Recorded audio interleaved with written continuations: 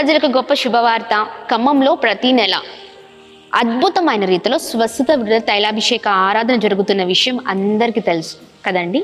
మరి జూలై నెలలో మొదటి మంగళవారం అనగా 2వ తారీఖు, జూలై 2వ తారీఖు ఉదయం 9 గంటలకి స్వస్థత విడుదల తైలాభిషేక ఆరాధన. మరి కృష్ణ ఫంక్షన్ హాల్లో కాదు, కృష్ణ ఫంక్షన్ని మార్చేసాము. అనేక మంది ప్రజలు రావడం మరి అక్కడ చాలా ఇబ్బందికరంగా ఉంది. కాబట్టి మరి ఈ నెల నుంచి, జూలై నెల నుంచి దేవుడు అద్భుతమైన రీతిలో ఈ ఆరాధనని రామ్లీలా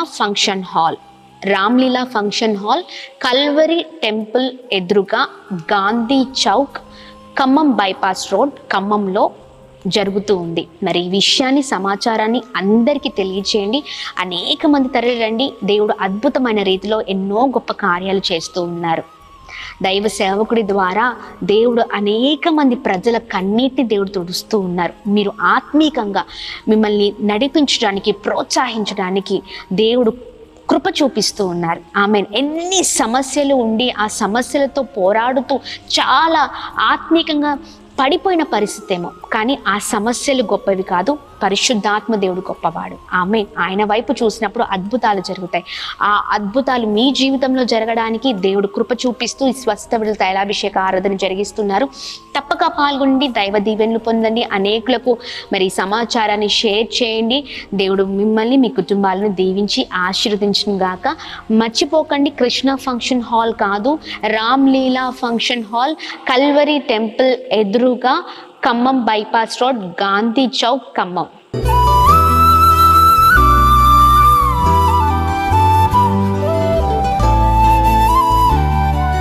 ఈ ఉదయం దేవుని వాగ్దానం.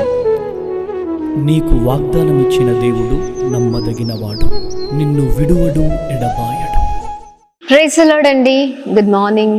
అందరు బాగున్నారా? ఉదయకాల సమయంలో అందరికీ ప్రత్యేకమైన శుభములు తెలియజేస్తూ ఉన్నాను.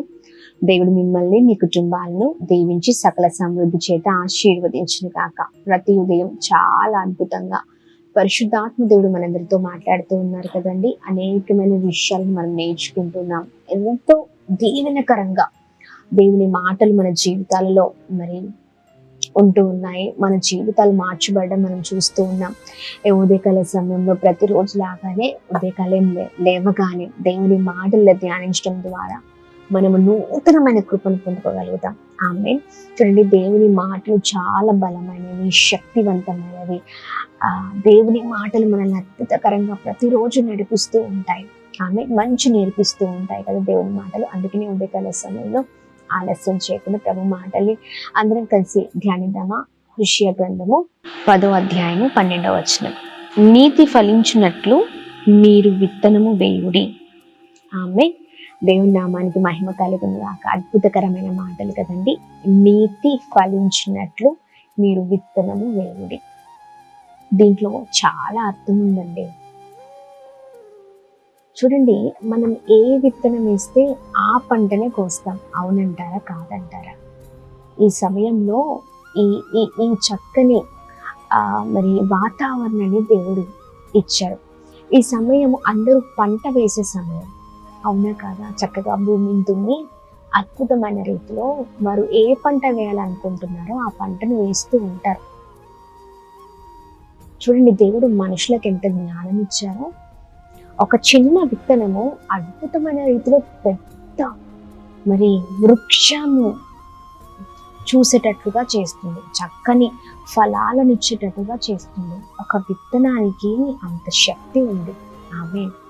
ఈ ఉదయకాల సమయంలో మనము ఆత్మీయంగా మరి దేవుడు మన జీవితాలతో మాట్లాడుతూ ఉన్నారు.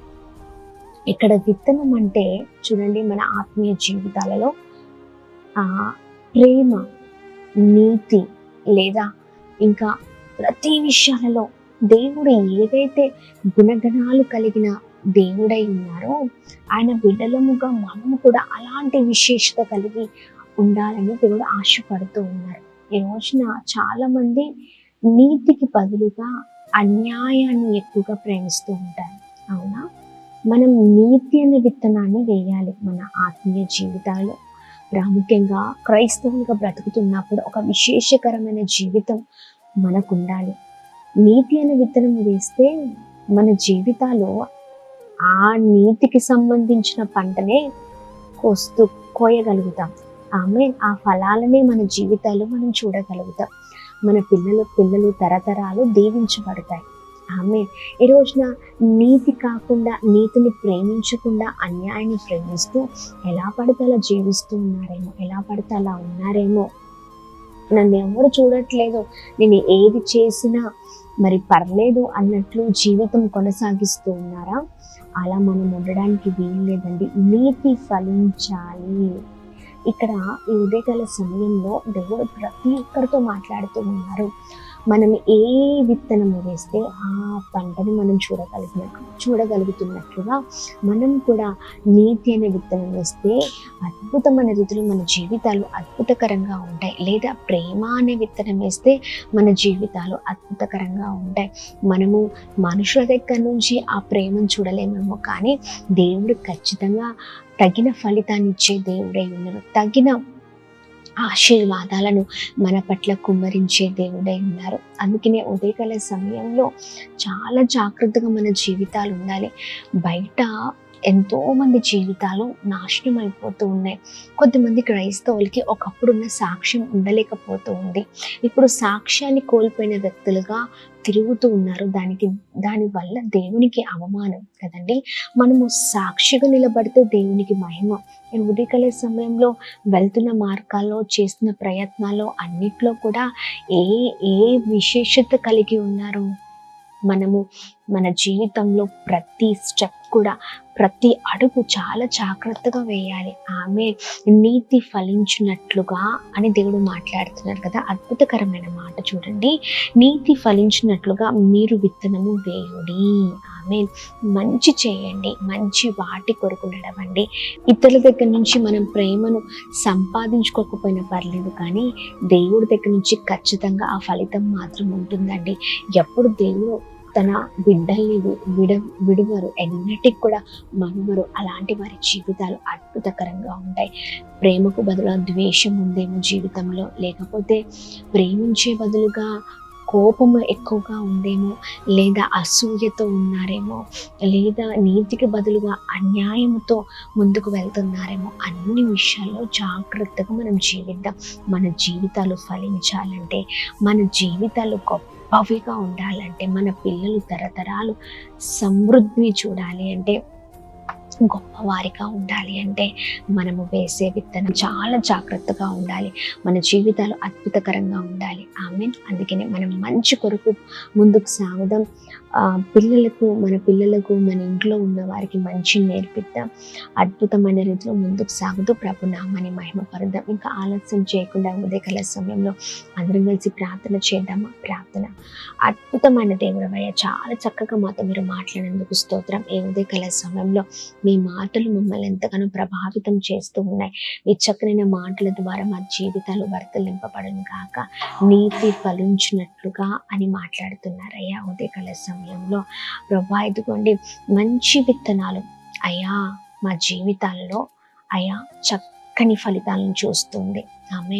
ప్రభా, ఉదయకాల సమయంలో మాలో ఏ పొరపాట్లు ఉన్నా ప్రభా, వాటిని తీసివేసి మంచి వాటి కొరకు పరిగెత్తుతూ మంచిని మా జీవితంలో నాటి అది ఫలించేటట్లుగా అయా మా జీవితాలు ఉండాలి అని మాట్లాడుతున్నందుకు స్తోత్రం. మేము ఫలించాలంటే మేము మా ప్రవర్తన, మా జీవితాలన్నీ కూడా మంచి విత్తనముగా ఉండాలి. అప్పుడే ఆ విత్తనం ఫలిస్తూ ఉంది. మా జీవితం ఫలించాలంటే మేము వేసే ప్రతి అడుగులో మీ నామాన్ని మహిమపరిచే వారిగా మీ ముందుగాక సహాయం చేయండి. ఉదయకాల సమయంలో ఎంతమంది మంచి తీర్మానాలు తీసుకుంటూ వారి జీవితాలలో ప్రభు మీ ఆశీర్వాదాలను కోరుకుంటున్నారు. ప్రతి కుటుంబాన్ని మీరు దర్శించండి. సమాధానం, సంతోషం, నెమ్మదిని, ఐక్యతను మీరు కొనసాగించండి. బ్లెస్ చేయమని వేడుకున్న ప్రాముఖ్యంగా ఉదయకాల సమయంలో birthdays, marriage day, special event celebrate చేసుకున్న వారందరి పట్ల మీ దయను, మీ కృపను, మీ కనికరాన్ని మెండుగా కుమ్మరిస్తూ బ్లెస్ చేయమని యేసు నామములో అడుగుతున్నాం తండ్రి. ఆమేన్, ఆమేన్, ఆమేన్. అందరికీ praise the Lord. God bless you. దేవుడు మిమ్మల్ని, మీ కుటుంబాలను దీవించి సకల సమృద్ధి చేత ఆశీర్వదించును గాక. ఆమేన్.